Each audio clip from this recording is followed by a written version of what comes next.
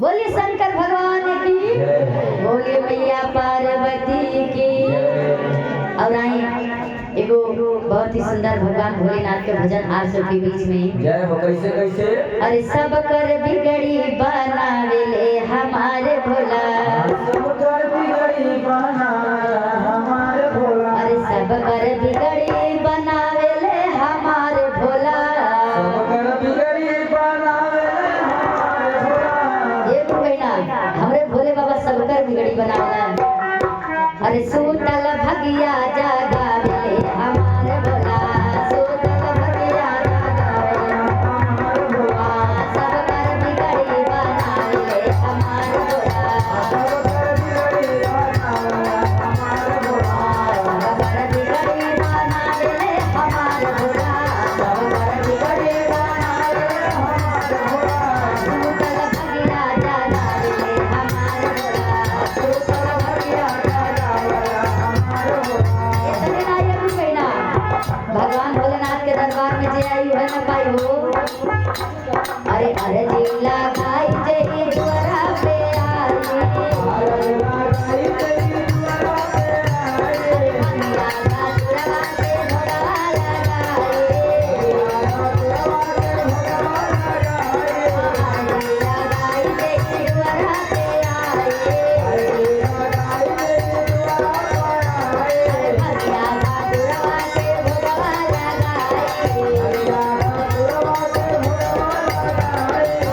देखो सपना पूरा वेले हमार भोला, देखो सपना पूरा वेले हमार भोला।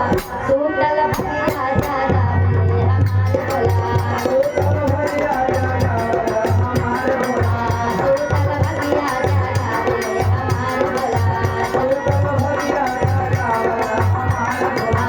सब कर बिगड़ी बनावेले हमार भोला,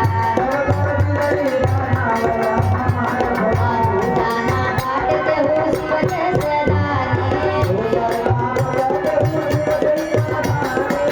बेटा हमरे भोले बौरावा जैसन दानी दूसर के हो नहीं बा। पल भर में क्षण भर में खुश वाला हमरे भोले बाबा भगवान। तू जाना बाट के हुस बजे से दानी, जटवा से बाहे दिल के गंगा महारानी। ये बहना सब कुछ दान में दे देला, लेकिन हमरे भोले बाबा अपने खातिर कुछ नहीं रखला। सही बात है। अरे तू जाना बाट के हुस से सदानी,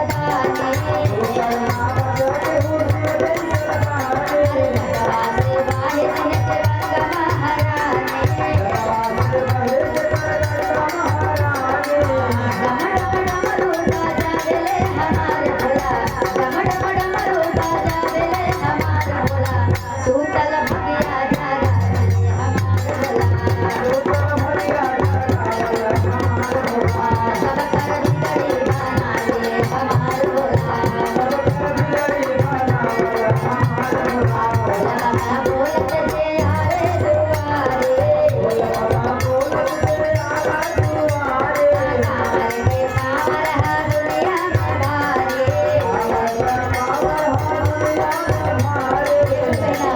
जे भगवान भोलेनाथ के नाम ले उनके दरबार में पहुँचेला तो भगवान भोलेनाथ की कृपा जरूर उनकरा के मिलेला।